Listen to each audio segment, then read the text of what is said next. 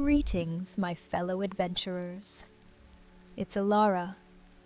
Welcome back to our cozy sanctuary, where the whispers of power and the toll of fate weave together a tale of ambition, corruption, and the slow descent into shadow.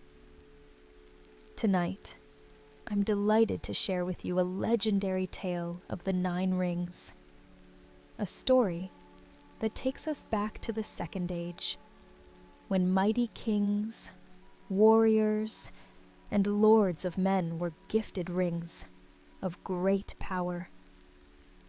From the splendor of their thrones to the dark halls of Mordor, this tale follows their rise to glory and their tragic fall, as power turned to enslavement, and kings became wraiths, doomed to serve the will of another.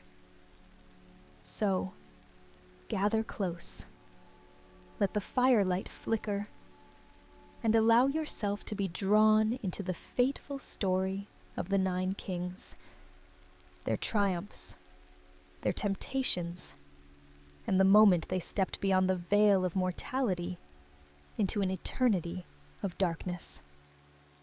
Let us begin. 9 for mortal men doomed to die. Thus the tale was woven, a whisper of fate carried on the winds of time. In the Second Age of Middle-earth, the Dark Lord Sauron went forth in a fair guise. As Annatar, the Lord of Gifts, he came to the elven smiths and guided their hands in crafting rings of power. In secret, Sauron forged one ring to rule all, but to 9 mortal men he promised wondrous gifts, rings that would grant them mastery over craft and kingdom, glory and unending life. The 9 kings of men, mighty and proud, each accepted a ring, unaware of the curse bound to it. It was subtle at first, a whisper of power, a boon of longevity. Yet the fate of those who took these golden bands would be a slow, spiraling descent into shadow and horror. These 9 lords came from distant lands and diverse peoples, each at the height of their strength and renown. They were wise or bold, fierce or noble, but all were doomed by their own desires. One by one, as decades slipped into centuries, their great pride and fear of death would be turned against them. Their stories are told here, from the pinnacle of their mortal glory to the bitter darkness that claimed them. It is a tale of deception and downfall, of mortal men ensnared by promises, each step toward immortality, leading them closer to eternal enslavement. The first, the pride of Westerness.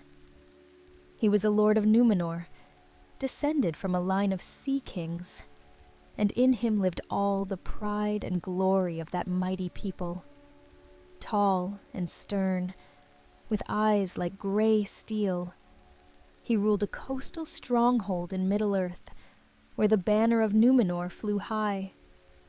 In his youth, he had traveled from the great island of Westerness, bringing the wisdom of Western men to far shores. The local folk revered him as a benevolent king and a conqueror in equal measure.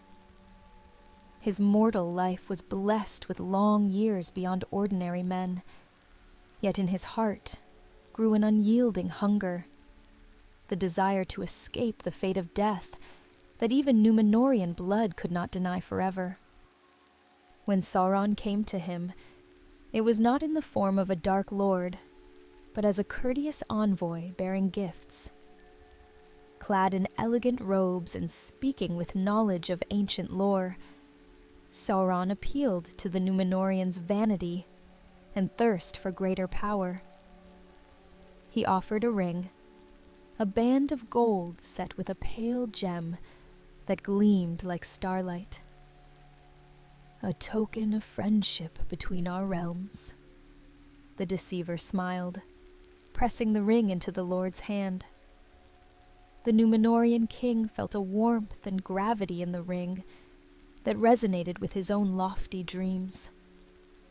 In that moment, the fear that had quietly gnawed at him, the fear of his own end, was eased. Here was a promise of preservation, a way to prolong the greatness of his lineage beyond mortal limits. He accepted the ring of power and placed it upon his finger, unaware of the tiny prick of ice that needled his soul as he did so.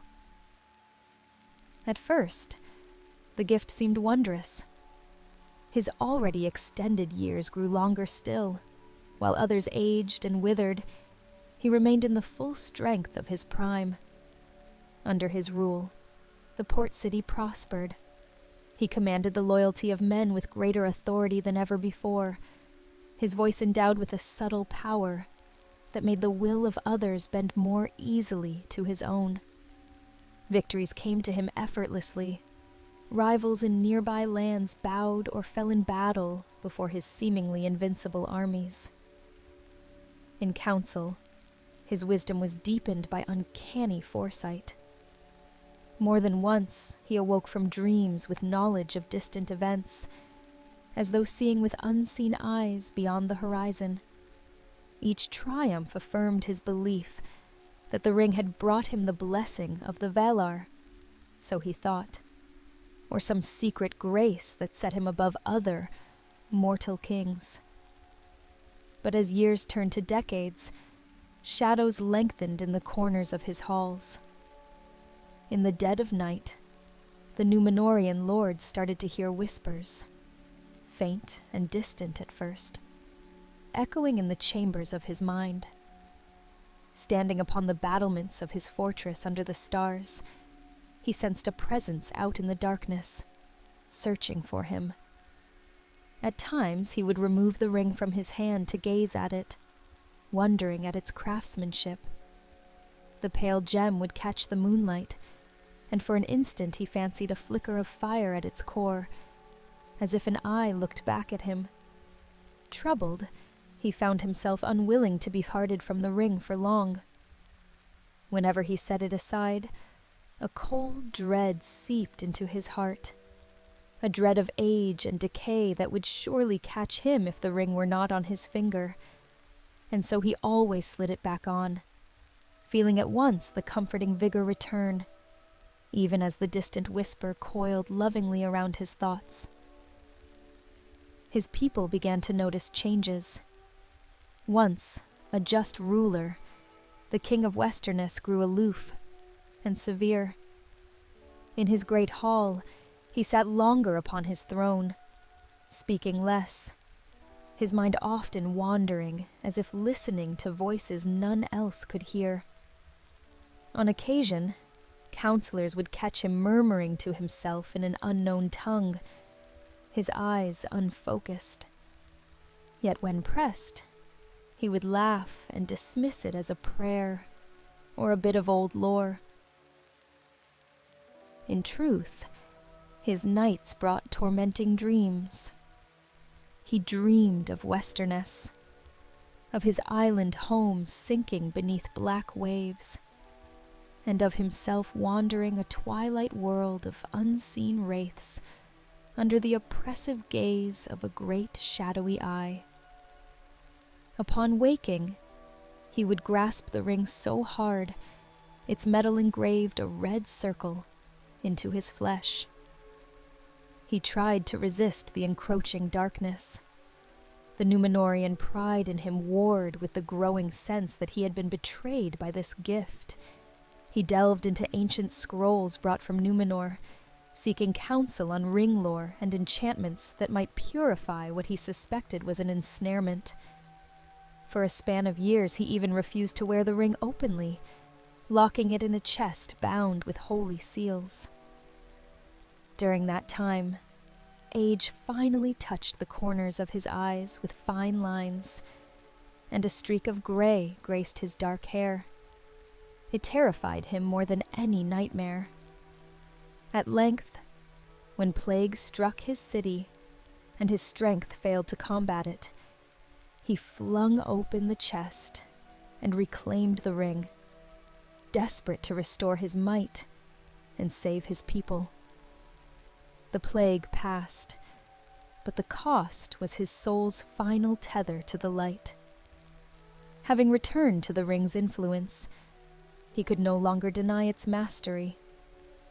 His attempts at defiance grew ever weaker as the whispers became commands. Sauron's voice, once subtle, now spoke clearly in his mind, persuasive, mocking, irresistible. The Lord of Westerness found himself uttering decrees in accordance with his unseen master's will, persecuting those who opposed Sauron's growing shadow, sending emissaries to forge alliances with dark powers, even practicing sorcery he once would have shunned. His innate nobility twisted into cruel arrogance. Mercy left his heart.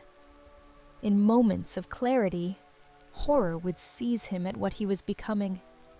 But those moments were brief, and the will to fight was draining away. At last, one moonless night, he climbed to the highest tower of his keep. There, clutching the ring, he looked out over his realm. He had reigned far beyond the span of mortal years. All who remembered his humble beginnings were long dead. Below, the homes of his city were dark and silent. Yet in that stillness he heard a call from Mordor. It was time. With a final whisper of surrender, the Númenorian lord slid the ring onto his finger and vanished from the high tower. In that instant, his physical form faded into the unseen realm, leaving behind only a faint ripple in the air. The guards later found nothing but his royal robes crumpled upon the stone floor. His name, once spoken with awe by men, was soon forgotten. Riding unseen on the black winds, he flew eastward to answer his master's summons. The proud king of Westerness was no more. In his place stalked the lord of the Nazgûl, greatest of the nine, a shadow-crowned wraith, enslaved to Sauron's will. The second, Khamûl the Easterling. In the distant east, beyond the great deserts and the inland sea of Rhûn, there rose a mighty warlord named Khamûl. He was called the Dragon of the East in his youth, for with fire and ruthlessness he had welded many tribes into one empire. A swarthy Easterling king with braided black hair and eyes lined in kohl. He adorned himself in gold and onyx plundered from conquered cities. At the height of his reign, Khamûl ruled from a city of red stone amid the plains, a city that echoed with the clang of forge and the stamping of war horses. His people feared and adored him in equal measure. Victory was his birthright, and he believed that by strength and cunning alone, he would carve out a legacy to eclipse all others. When Sauron first extended his hand to Khamûl, it was through emissaries bearing rich tribute and sweet words. The Dark Lord knew the proud heart of this warrior king. One balmy dusk, a hooded envoy arrived at Khamûl's court with a chest of treasures from far-off lands. Among them lay a ring of alluring design, a broad band of black metal veined with crimson, like dried blood. The envoy spoke of Sauron's admiration for the Easterling's conquests and offered alliance. This ring was a gift of friendship and power, to seal their bond against mutual enemies. Khamûl, ever eager to augment his might, saw in the ring a symbol that the gods of war favored him. He slid it onto his finger, as easily as one might don a new dagger, feeling a surge of hot vitality course up his arm. That night, he raised a goblet to Sauron's name in feasting, confident that he had gained a potent talisman for battles to come. The ring indeed bolstered his strength.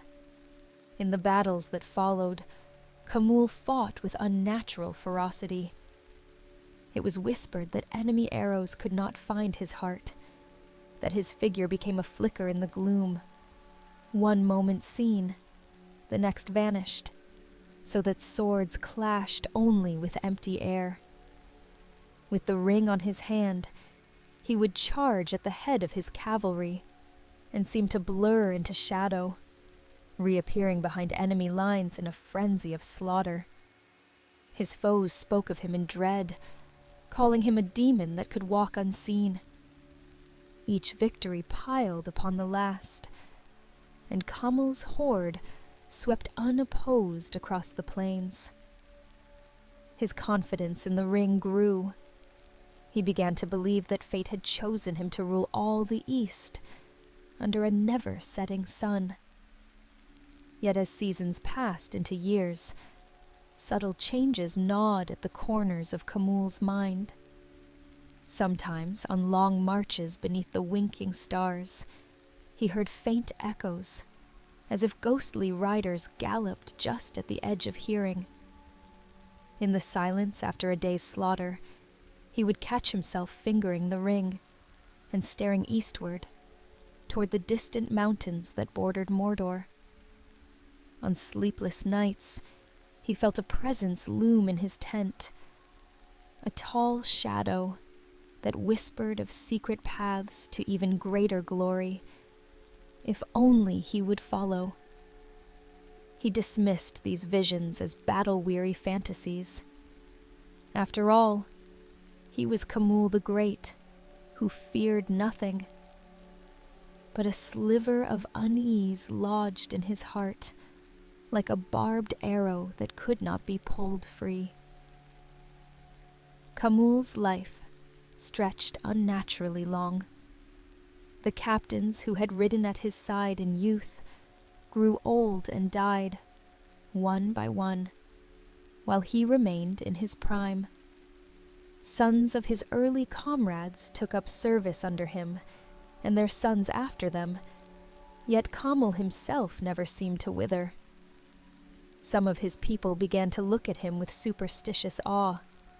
They painted their eyelids with more kohl, an homage to their king, who, they believed, walked in both daylight and the realm of spirits. Flattering priests declared that Khamûl had been granted immortality by the gods. At first, he relished these declarations, but when he looked into a bronze mirror, he noticed his face had taken on a peculiar pallor beneath the desert bronze of his skin. At times, his reflection faded like a breath on glass, until only his eyes glinted back at him, eerily catching the light. He found himself avoiding mirrors and pools of still water where his own visage might startle him. As the decades ground on, Khamûl's empire began to fracture under its own weight. Rebellions sparked in far-flung provinces, and new war chiefs challenged his rule. Riding out to quash a revolt, Khamûl tried to muster the same passion he once felt in battle, but a numbness had seeped into his soul. Where once the thrill of combat pounded in his veins, now there was only emptiness and a distant laughter that was not his own. The ring that preserved his life had devoured the richness of it. In despair, Khamûl climbed the tallest tower of his palace, clutching the ring and raging at the open sky. He roared that he would rather die than live as a husk. In answer, came a soft voice from the darkness. "You cannot die, not unless I will it." That voice was at once within him, and all around. Khamûl sank to his knees in that lonely tower, terror finally shattering his pride. When next the moon rose, Khamûl gathered his remaining loyal riders. His face was hidden behind a black veil, for in the light of day his form had grown dim and unnerving to behold.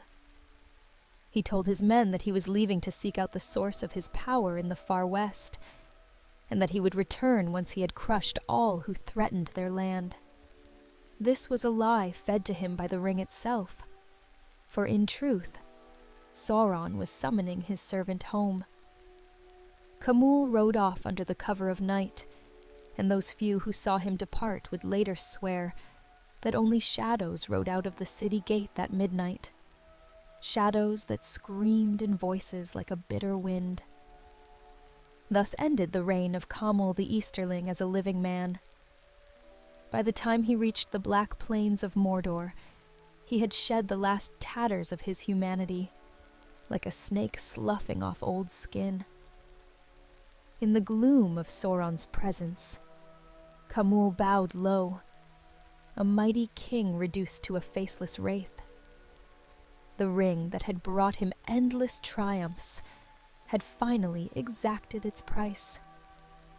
Henceforth, they named him the Shadow of the East, second of the Nazgûl, doomed to lurk forever in twilight and obey the will of the Dark Lord. The third, Herumor, the Black Númenorian. Far to the south, in the sun-scorched lands of Harad, there rose a man of Númenor, who had forsaken the light of his people. Herumor he was called, a name whispered with both reverence and dread among the desert tribes. Tall and pale, cloaked in black, he came not as a conqueror with armies, but as a sorceress emissary, bearing gifts of knowledge. Herumor had sailed from Númenor's colonies with a retinue of followers discontent with the island kingdom's rule. In the court of a Haradrim chieftain, he charmed his way to a place of honor, teaching the lore of stars and offering counsel in war.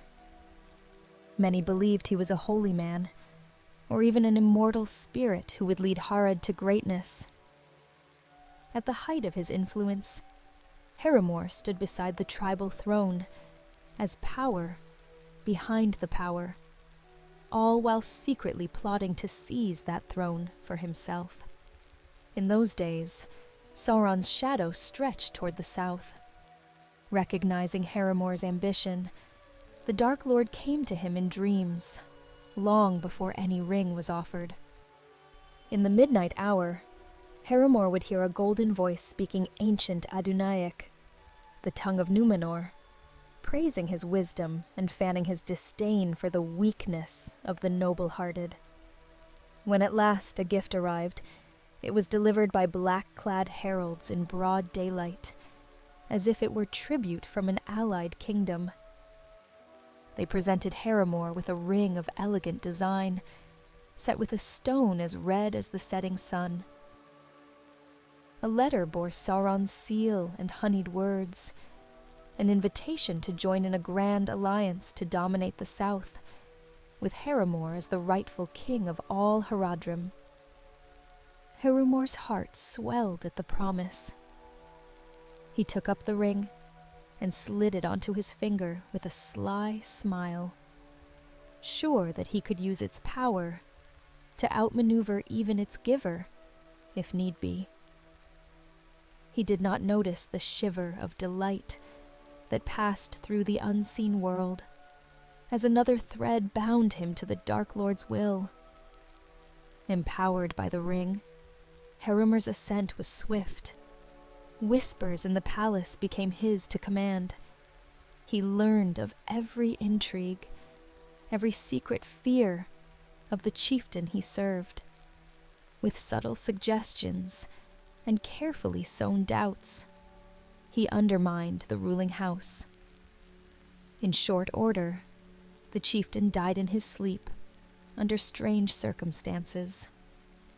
Amid the ensuing uncertainty, Harrimer stepped forth to reluctantly accept the mantle of leadership at the urging of the tribe's elders. Once crowned, he united fractious tribes under his black banner, consolidating power in a way no South Rhûn lord had done before. The desert warriors rallied to him, seduced by his otherworldly charisma and the unnatural aura of command that the ring bestowed. They named him Black Númenorian openly now, acknowledging both his foreign blood and his mastery of fell powers. Yet even as Harumor achieved the domination he craved, he found himself ensnared by a darker dominion. The ring he wore, once a source of confidence, began to assert its own will. Often he slipped into trances upon his ebony throne, eyes fixed on nothing, while his mind was drawn into distant communion with his unseen patron. In these moments he wandered a great hall of shadow, at whose end Sauron sat crowned in fire, holding the rings of men on his gauntleted fingers like a puppeteer. Harumor would awaken from these visions trembling with a fear he refused to admit. He told himself that he was in control, that he could bend the ring to his own purposes, but the quaver in his voice betrayed doubt. To quell his unease, Harumor delved deeper into sorcery. In a hidden chamber beneath his palace, he performed blood rituals and invocations, seeking to break any hold Sauron might have on him. He even dared to remove the ring during these rituals, laying it on an altar surrounded by sigils of warding. But the moment the ring left his finger, he felt agonizing pain, as if years were catching up to him all at once, his flesh withering under centuries he had unwittingly lived. Panicked, he would snatch the ring back, and the pain would cease, leaving him gasping and drenched in sweat. In those harrowing trials, he learned that his life had become utterly dependent on the artifact. The realization only hardened his resolve never to part with it again. In the end, Harumor's pride was ground to dust. When Sauron called upon him at last, sending a great winged beast flying over his capital, Harumor did not resist. He donned a high crown and ebony armor, as if for war, but this journey was one he made alone and in secret. On a moonless night, he abandoned his city, riding a swift horse northward under the weight of the summons pounding in his mind. By the time he reached the borders of Mordor, Harumor's proud form had begun to waver. The harsh sun of Harad had darkened his Númenorian skin in life, but now his face was leached of all color, almost transparent against the gloom. Beneath the looming walls of Barad-dûr, Harumor at last cast aside the tattered shreds of vanity and bowed low. In that abject posture, he faded completely from mortal sight. The Black Númenorian, who once sought to master death, had himself become deathless, a shadow king, enslaved to a greater shadow. His name, too, faded from history, remembered only as a wraith of the desert night, forever bound to the will of Sauron. The fourth, Fëanor, the Dark Captain. Another of Númenor's exiled lords, Fëanor by name, cast his fortune among the Haradrim, not far from Harumor's realm. Where Harumor ruled through guile and sorcery, Fëanor was a captain of war, a broad-shouldered man with scarred arms and a taste for splendor. he established himself along the coasts near Umbar, taking charge of a fortress city and crowning himself lord of its surrounding villages. At his height, Fëanor lived in lavish excess. His halls were filled with silks and spices brought by ships from distant lands, and he surrounded himself with a harem and loyal warriors bought with gold. The decadence of power was his delight. He would recline on jeweled cushions as slaves poured wine into his cup, dreaming of pleasures that would last forever. It was in the midst of one such dream that Sauron's agents arrived with another ring of power. Unlike Haremore, Fëanor bore no pretense of higher purpose. He craved only to preserve his riches and indulge in them for all time. The ring placed into his hands was heavy with a sapphire stone, cold and bright. The emissary spoke plainly. Great Lord Sauron offers Lord Fëanor eternal life and dominion in exchange for fealty in the wars to come. Fear stirred in Fëanor's heart at the mention of war, for he had grown comfortable and fat with luxury. But the lure of immortality was impossible to refuse. He imagined an endless succession of feasts and delights, an eternity to enjoy the wealth he had amassed. So he donned the ring, swearing to serve the Dark Lord when called, confident that he could pay that price later and enjoy his life unfettered in the meantime. For a time, Fëanor's utopia continued unabated, even enhanced by the ring's gifts. His strength did not diminish with age. Year after year, he remained as vigorous as in his prime. He could drink the strongest wines late into the night and feel no sickness in the morning. His laughter boomed through golden chambers as he entertained hosts of courtiers. The ring seemed to ward off any misfortune. Plague and drought mysteriously skirted his lands, enriching him while neighboring realms suffered. Fëanor took this as proof that fortune smiled uniquely upon him.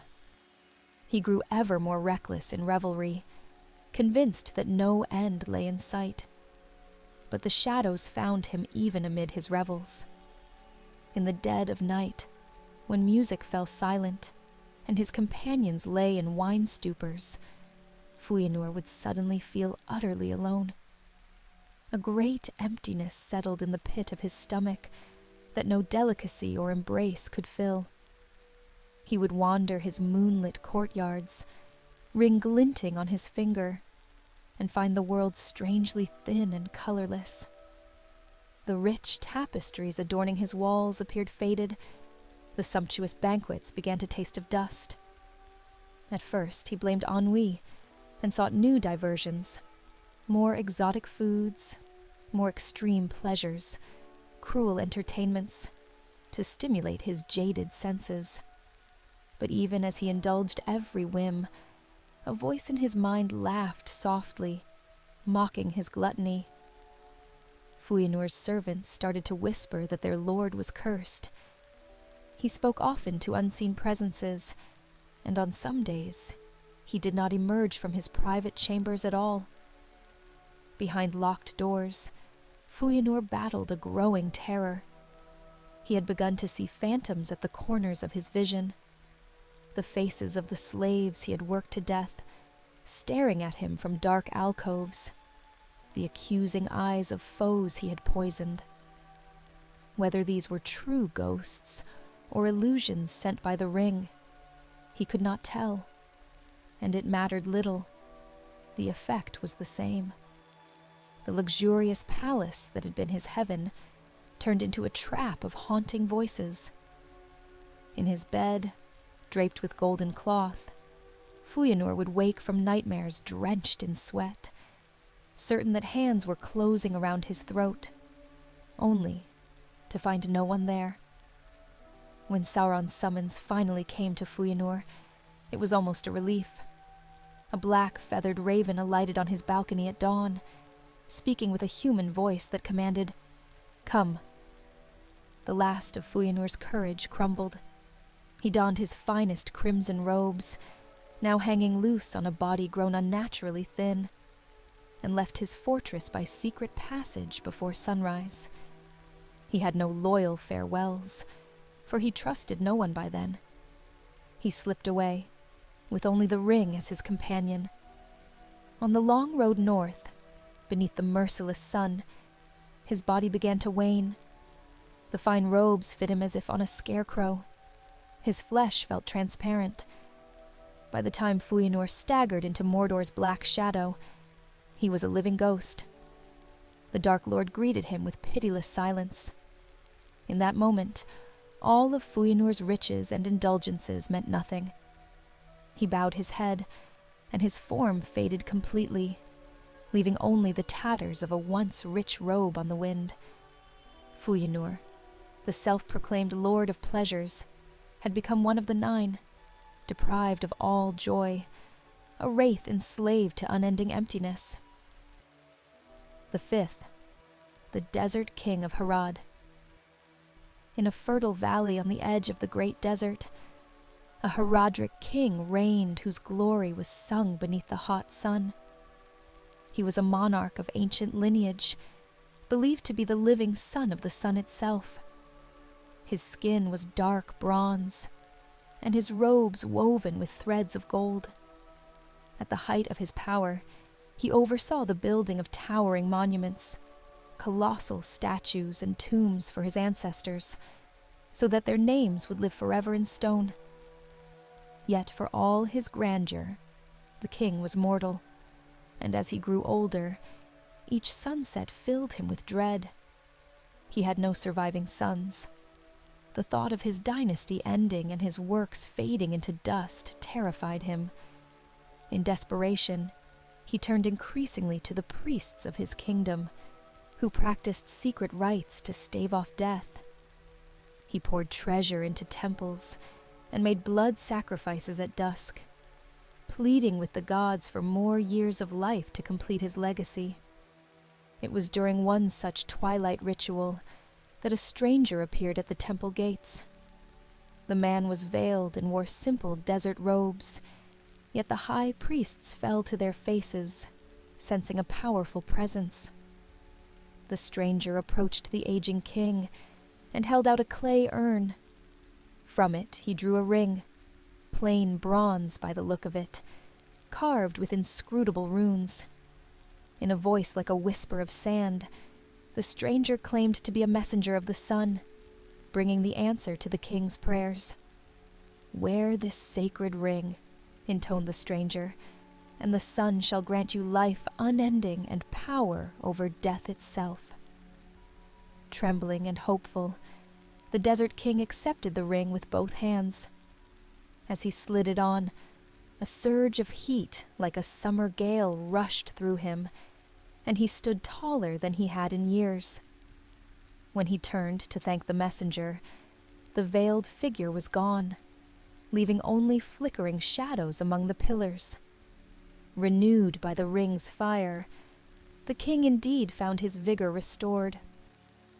His courtiers marveled as the stooped man of many decades straightened his back and strode through the palace with newfound purpose. In the months that followed, his vitality seemed to increase rather than diminish. Gray hairs darkened to black, the shallow lines on his face smoothed. Whispers spread that the gods had anointed him with immortality. With fervor, he drove his laborers to hasten the construction of his grandest monument, a magnificent tomb temple meant to celebrate his eternal reign. Block by massive block, it rose toward the sky, and the king exulted that neither time nor decay would stop him from seeing it finished. Under the blazing sun, he toiled alongside his workers without tiring, a living legend whom death could not touch. But with the long days came long nights of unrest. When darkness fell and the desert air cooled, the king would retreat to his chamber, only to be met with strange phantoms of the mind. He began to dream not of eternal youth, but of eternal decay. In these nightmares, he walked the halls of his unfinished tomb, torch in hand, only to find its walls covered in creeping shadows. The murals depicting his life's triumphs appeared to writhe, and the painted eyes of his ancestors followed him sorrowfully. One night, he dreamed he laid himself in a sarcophagus, alive and awake, while unseen hands sealed the lid. He could not scream, could not move, as ages passed in suffocating darkness. He awoke from that dream gasping, the ring cold on his finger, and felt an odd grain of sand trickle from his sleeve, though he had not been near the dunes. At last, the great tomb temple was completed, its golden capstone shining brilliantly in the sun. The moment of triumph felt hollow. The king stood alone in the deepest chamber, staring at the stone sarcophagus meant for him one day. He realized with a stab of panic that despite all his efforts, he would never rest there in peace. For the one thing the ring had truly stolen was the peace of death. In that moment of clarity, he saw his immortality not as a gift, but as an endless curse, to remain in the world long after all he loved had turned to dust. In desperation, he tried to tear the ring from his finger and cast it aside. But the instant it left his flesh, agony racked his body. Decades caught up to him in a single breath. His skin withered, bones ached, heart faltered. With a cry, he thrust the ring back on, and the pain ceased, leaving him trembling and drenched in sweat. He understood then that there was no escape from the fate he had chosen. On the next new moon, an eerie eclipse blotted the sun at midday, turning the sky a bruised red. Taking it as an omen, the Desert King finally bowed to the inevitable. That night, he departed his city under the pretense of a pilgrimage, but his true destination lay northward in the land of shadow. He rode at the head of a small retinue of his honor guard. As they crossed into the wastelands beyond Harad, an unnatural dread fell upon the company. One by one, his companions died of accidents, or fled in madness at whispers only they could hear. By the time the king reached the black gates of Mordor, he was utterly alone. His once radiant body had begun to fade like a mirage. The golden hue of his flesh turned ashen and gray. At Sauron's threshold, he could go no further. The proud Desert King collapsed to his knees, and in that moment, his form vanished from mortal sight. All that remained were the fine linens of his robe stirring in the sulphurous wind. His name was lost to the desert, remembered only as a cautionary tale. In Mordor, a new wraith arose.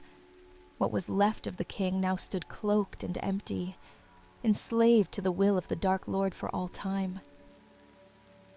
The sixth, the Horse Lord of Rhûn. In the far northeastern steppes beyond the inland sea, a great horse lord united the roaming clans. He was a fierce chieftain, with hair the color of rust, and a laugh that thundered across the plains. At the height of his power, he led a people who lived and died in the saddle, driving their herds and wagons wherever grass grew.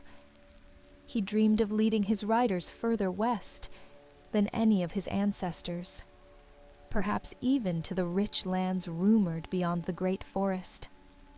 The open sky and endless steppe were his kingdom, and he was determined that no wall or army could halt his galloping horde.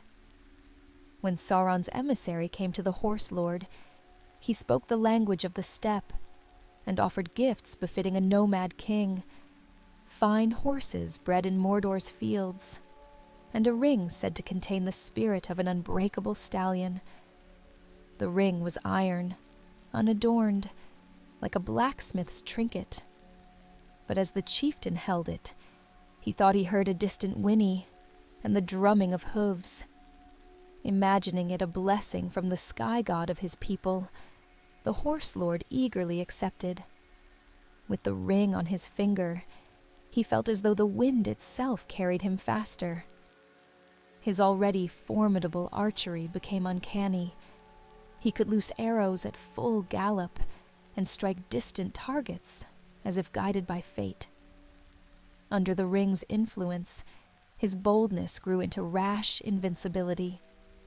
He soon led his riders against the wealthy caravans and towns at the fringes of his world. In one raid, surrounded by foes, the horse lord discovered the ring's strangest gift. By will alone, he could vanish from sight. His warriors saw their chief disappear like a ghost, only to reappear behind enemy lines, sowing terror and confusion. News of a phantom warlord spread. No ambush could catch him. He slipped through every trap. Each victory was greater than the last, and the horse lord exulted that his destiny was to rule all lands his horse could tread upon. Yet the very plains he loved began to feel empty. After the fires of plunder died down and the loot was divided, he found himself gazing at the horizon, unsettled. At night, in his tent beneath a canopy of stars, a strange coldness crept into his heart. The voices of his own clan around the campfires sounded distant to his ears, as if he were hearing them from underwater or from the other side of a hill. Sometimes he thought he heard new voices mingling in the wind, whispers in a foreign tongue he did not understand, urging him to ride east, always east. To drown them out, he kept his tribe constantly on the move, chasing war and pillage as far as he could go, hoping to outpace the unsettling call. Years rolled by like the wheels of the wagons, and the horse lord did not age. His companions who had grown up with him became graybeards, while he remained in the vigor of youth. Some of his people began to mutter that their chief must be in league with spirits. He laughed off their superstitions, but privately, he noted how the horses shied whenever he approached too silently, as if they sensed a stranger. The bond between rider and steed that he cherished was fraying. Even his favorite stallion would buck and roll its eyes in fear when he drew near without speaking. At last, in the midst of what should have been his ultimate conquest, the horse lord's courage failed. Charging at invisible speed into battle, he glimpsed shadowy riders flanking him, phantoms galloping at his side.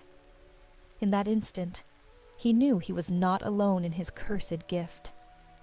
Overcome by terror and confusion, he wheeled away from the fight and fled into the night, leaving his bewildered warriors behind.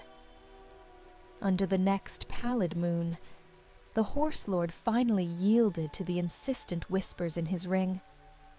He announced to his clan that he would ride east to treat with a great chieftain of chieftains, a power beyond mortal lands.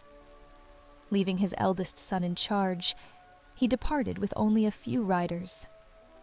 As they neared the black lands of Mordor, one by one his companions fell behind or disappeared, until he rode alone. By the time he reached the Ash Mountains, the horse lord was but a faint silhouette atop a weary horse. At the gates of Mordor, even his trusted stallion reared and bolted, refusing to carry him further. He let it go, watching with a heavy heart as it fled into the darkness without a rider. Thus he entered Sauron's dominion without fanfare. In the ashen plain, the last warmth of the steppe wind left him. The proud horse lord of Rhûn, who once roamed under the open sky, faded into a tethered shadow. Where he had hoped to find endless horizons, he found himself bound in darkness. He became one of the 9 riders, with no land of his own, doomed to carry out the will of another until the end of days. The 7th, the Lord of Khand. Southeast of Mordor lay the bronze lands of Khand, where a warlord led the fierce Variag people. He was a shrewd chieftain, more diplomat than warrior, who survived by balancing between greater powers. At his zenith, he commanded the trade roads linking east and west, exacting tolls and tribute from merchants, under the threat of his swift chariot riders.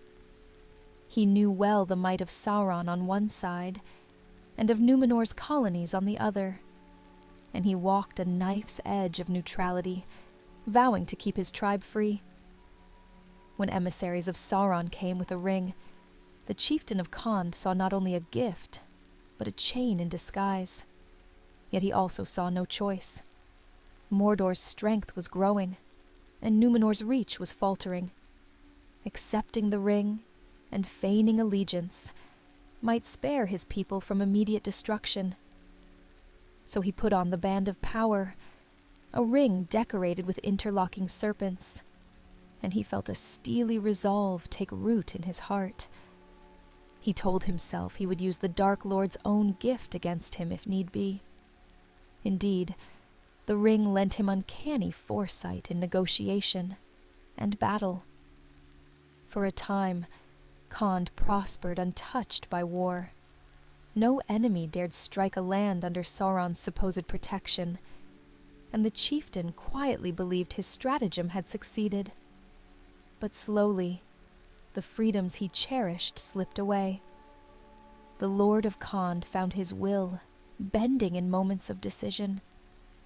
When his council debated alliance with a neighboring free tribe, words of friendship turned to ash in his mouth, and he instead spoke with Sauron's rhetoric.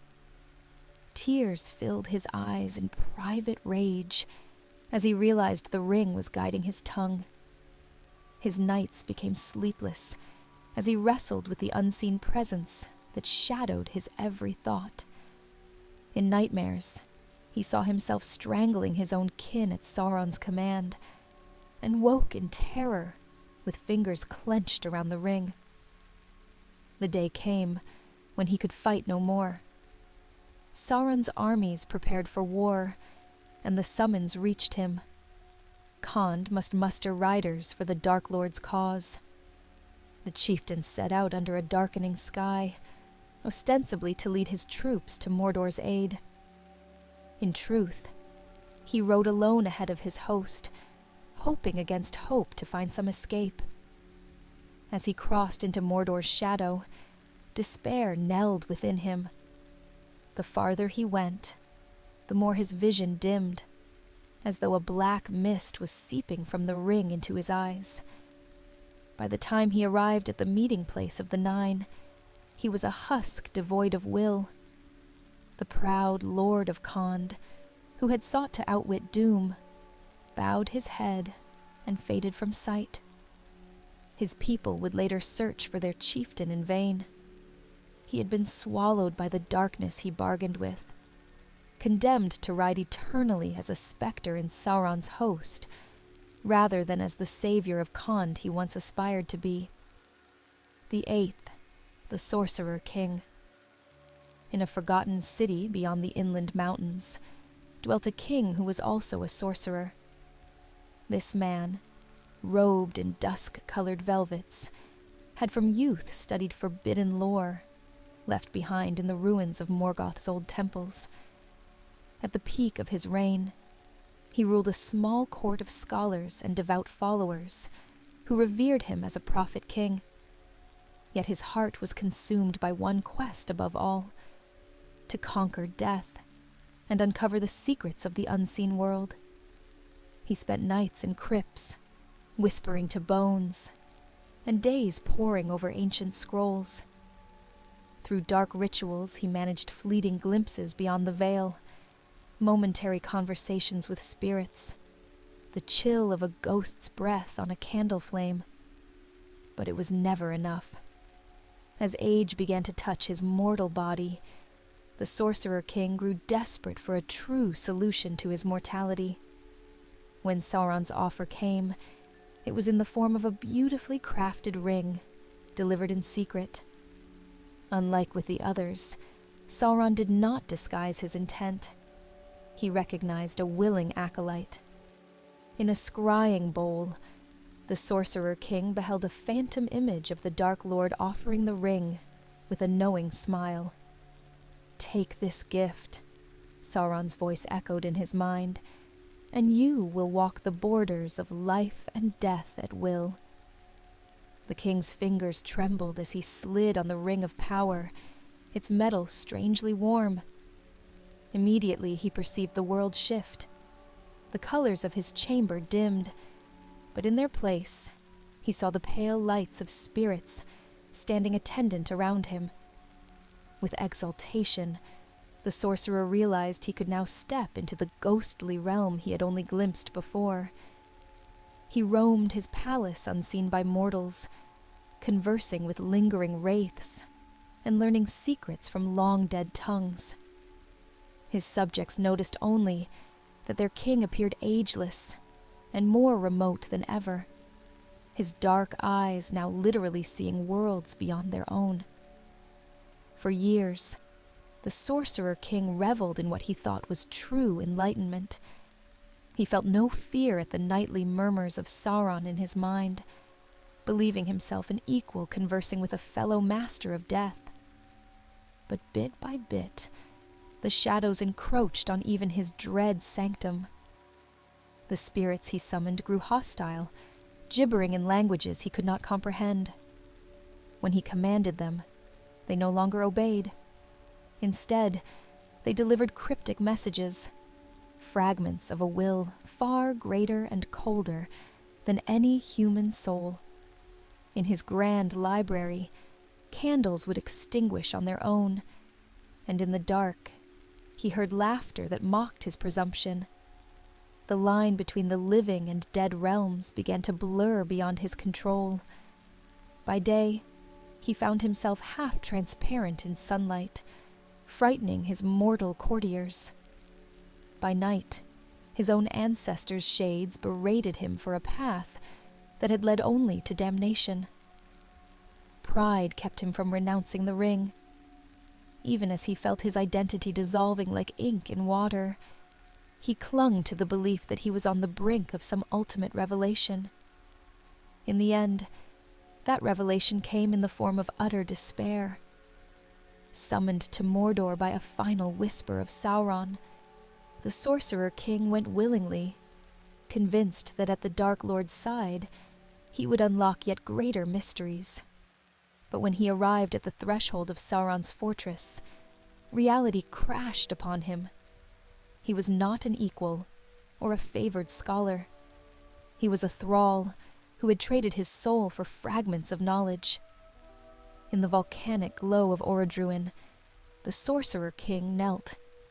His form flickered like a dying flame, and then vanished entirely, absorbed into the deeper shadow of Sauron's will. Thus, the one who sought to master death joined the Nine in eternal undeath, a silent shadow forever searching for the truth he would never find. The Ninth, the king of Rhovanion. In the forests and plains north of Mordor, there ruled a humble king of the Northmen, a people who would one day be known in Rhovanion. He was a man of honor and kindness, silver-haired though still in his prime, beloved by the clans for his wisdom and courage. Under his leadership, scattered villages banded together into a small but strong realm. He sought no conquest, only to defend his people from the darkness that often issued from the south. At the height of his reign, he forged an alliance with nearby wood elves and kept peace along his borders. Yet whispers reached him of a new terror rising in Mordor, and in quiet moments, the king felt the weight of mortality heavy on his heart. Who would safeguard his people when old age claimed him? He had sons, but they were young and untested. As shadows lengthened over Greenwood, he prayed for strength to protect his realm beyond his natural years. The answer to his prayer seemed to come in the guise of a wandering stranger. One autumn eve, a hooded figure arrived at the king's hall, claiming to bear a gift from the Lady of the Stars, a deity the Northmen revered. In a wooden box on a bed of leaves lay a ring of plain silver, glinting softly. The stranger spoke of a vision that this king's fate was to remain until the evil in the south was overthrown, and that the ring would grant him the time and vigor to do so. The king's heart swelled, for this aligned with his deepest wish. He accepted the gift with solemn gratitude, slipping it onto his finger. Immediately he felt a quiet reassurance, as if an unseen hand steadied his soul. By morning, the hooded wanderer was gone, leaving behind only the ring and a sense of hope. In the years that followed, the Northman king indeed did not age. While friends grew older and children became adults, he remained in the full strength of manhood. At first, this was a boon. He pushed back marauding orcs and sheltered many villages under his protection. He became a legend in his own time, the Ever-King, a leader whose wise rule did not dim with the decades. But as the seasons turned and turned again, subtle sorrows accumulated. He attended the funerals of those he loved, his sister, his closest friend, eventually his own wife. Grief weighed on him, but the ring muted the pain, suffusing him with a strange detachment whenever despair threatened to overwhelm. That detachment grew into something the king did not recognize. When hardship struck, a blight on the crops, an attack from Easterlings, he addressed it with a coldness that disturbed his counsel. Once known for mercy, he began to mete out harsh judgments in the name of the greater good. A village suspected of colluding with raiders was razed at his order, where before he would have sought a more humane remedy. Each time he acted thus, a part of him questioned if this was truly himself or some other will guiding his hand. In nightmares, he saw himself kneeling before a great dark tower, offering up the ring like a sacrament. He would awaken with a shout, clutching the ring on his finger, as if some force might come to claim it. The more he tried to use the ring's longevity for noble ends, the more those ends twisted. Eventually, the king understood the cruel paradox. To save his people from evil, he had accepted a seed of that evil into his own heart. Desperate, he attempted to remove the ring and hide it away. But by then, his life had been stretched far beyond its natural span. The moment the ring left his finger, a rapid weakness seized him, years rushing to claim their due. His frightened son, now grown, found him pale and withered on the floor. The king managed to send everyone away, and with trembling hands, put the ring back on, weeping bitterly at his own dependence. When at last a summons came in the form of a dark whisper on the wind, the king knew he could not resist. With a heavy heart, he abdicated his throne to his heir, claiming he was called on a divine quest from which he might never return. Alone, he rode south, following the pull of the ring. At the borders of his realm, he turned for one last look at the forests and fields, bathed in summer light, and unseen tears slid down his ageless face. Then he continued on into the gathering gloom. By the time he reached the black gates of Mordor, his body had begun to fade like a mist in the morning. In the end, he passed into shadow as all the others had, kneeling before Sauron in bitter defeat. The benevolent king of Rovanion was no more. In his stead stood a trembling wraith, robbed even of the comfort of knowing his sacrifice had saved those he loved. His noble name was lost to history, but in the cries of the Nazgûl, one could hear the echo of his sorrow. Under the glowering skies of Mordor, 9 silent figures gathered at the foot of Barad-dûr. Once they had been mortal kings, proud and filled with longing. Now they were shapeless shadows cloaked in black, bent under the immortal will of Sauron. One by one, they had come, drawn across thousands of miles, and through long years by the rings that had ensnared them. In that ashen hour, they knelt as a circle around their dark lord, their eyes unseen beneath hooded cloaks. Any who could have looked upon them with the sight of the spirit would have beheld pale faces bleached of identity, expressions forever fixed in horror and servitude. Sauron surveyed his assembled servants and silently claimed the 9 rings into his iron grasp, securing his hold on their very Fea, their souls. The 9 kings bowed wordlessly, for they had no voices left save the chilling screams they would unleash at their master's bidding. They rose as the Nazgûl, the ring wraiths, no longer men at all. Where once their hearts had beat with hope, fear, pride, or love, now there was only an empty hunger for the One's commands, and a ceaseless terror inflicted on others. Together they rode out, black cloaks flapping like wings of dread, to sow the fright that they themselves would never escape. Thus ended the tales of 9 mortal lords, each story a tragedy etched in slow decay. Their rings had granted them what they sought: power, glory, immortality, but in twisted forms that destroyed them. In darkness bound to an undying will, they became shadows of legend. In life, they had feared death. In undeath, death would have been a mercy. And so they passed into eternal night, the 9 servants of the One Ring, neither living nor truly dead, bound until the end of all things to the darkness that claimed them. As the tale of the 9 kings, their glory, their fall, and the fate they could not escape, draws to a close, let this story remind us that power is a double-edged sword, and the greatest tragedies are not born from defeat, but from the slow surrender of one's own soul.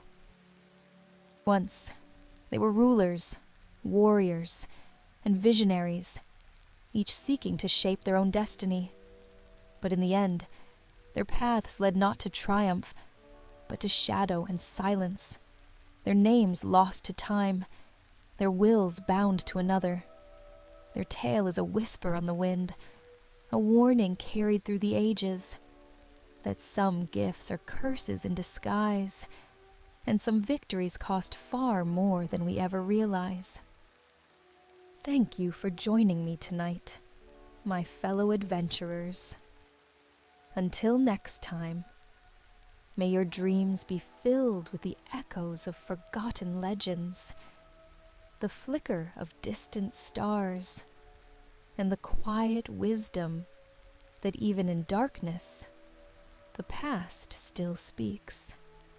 Good night.